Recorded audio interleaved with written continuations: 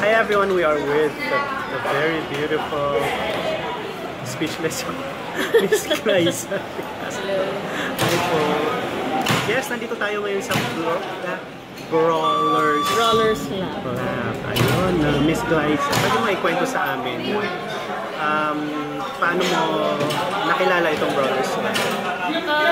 Bakit ka napadpad dito? Napadpad ako dito dahil sa kapatid ko. Si Alchris kasi, before pa magkaroon ng Brawlers Lab, nag-training na siya kay Sir Gabay. So, kinakwento niya sa akin yung mga sessions nila, kung paano sila pinahihirapan ni Sir. Pinahihirapan? yung klase ng training na, na ginagawa nila kay Sir. Parang, na-excite ako at na-curious ako.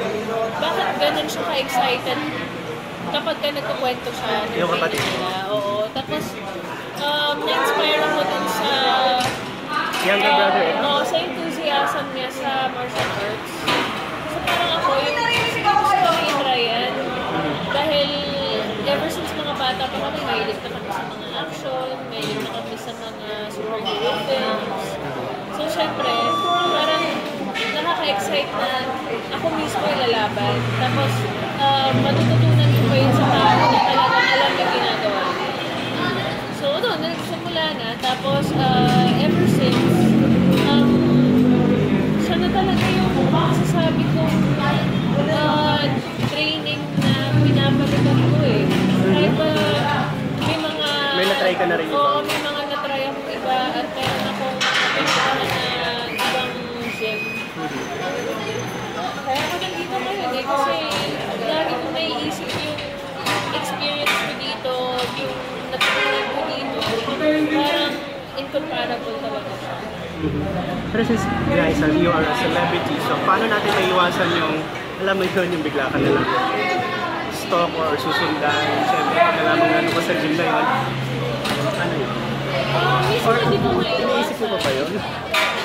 So I try not to think about it, kasi mas nag-focus ako dun sa training, at dun sa kailangan kong gawin. Hindi ko maiwasan na minsan talaga may mga tao na request for picture. Okay naman din. As long as hindi nakakasagapal sa training. Nakakaabala. Pwede naman after. Para sa shooting din. At mas maganda nun siguro mas mag-train na rin sila. Yes. Diba? Para may speed. Para may effect naman kahit paano yung ginagawa. Ito very beauty queen question ito. What is martial arts for you? Martial arts para sa akin is another form of discipline. Para sa akin kasi commitment din siya eh. If you want to improve yourself, if you want to go, hindi lang yung physical appearance mo, pero yung mental mo, yung spiritual mo, parang kino-cover ng martial arts para sa akin. So, kahit pa sabihin natin na mahirap siya at kailangan talaga ng dedication, well, ayun talaga yun. Pero paano yun, as an actress and as a model, syempre kailangan may mga bagay yan, di ba? Napaka-magalusan, well, nangyayari talaga kaya minsan. Aware na ba? I have to aware myself. May magiging awareness. Kasi sila magagawa doon. Pero lahat naman kasi may kanya-kanyang form of training. So, it's one way. Training is one way of training. Tapos, hindi lang naiwasan na kapag minsan photoshoot kami, may mga kasama sa kanya.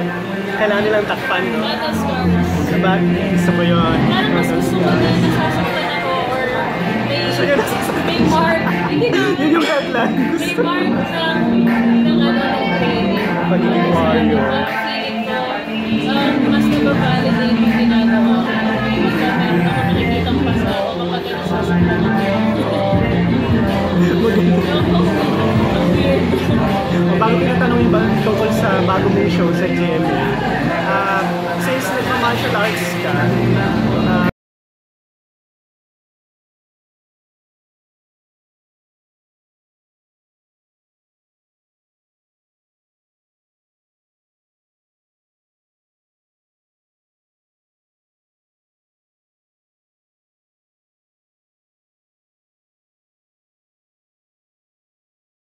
masaya naman ako sa nagsusunod. Lahat ng fight scenes, ikaw, no? Wala kang ginanad na. Oo nasugatan ako sa ulo ilang beses. Tapos nagkaroon, ito, May mga battle scars na. naman ang ismada.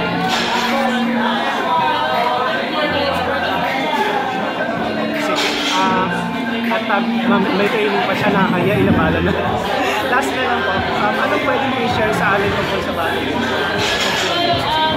battle so ay tungkol sa pagsiseek ng justice. Very empowering. At na-excite ako kasi panibagong challenge sa akin ko.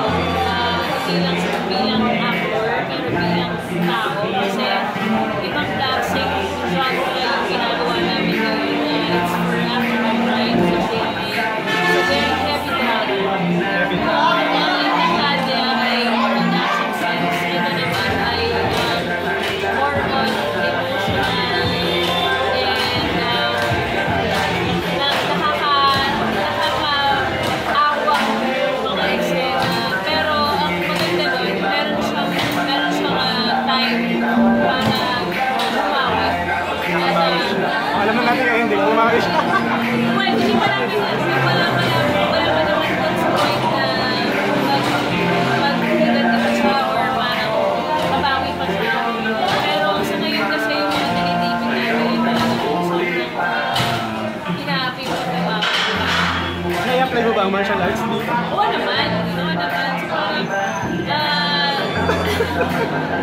may time talaga na masasakot ka pero may time ka na makakalaban.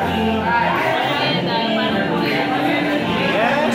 Sige, last na lang po. Please invite your fans siguro na mag-training sa Blood sila or to watch your show na lang sa Jeff. Well,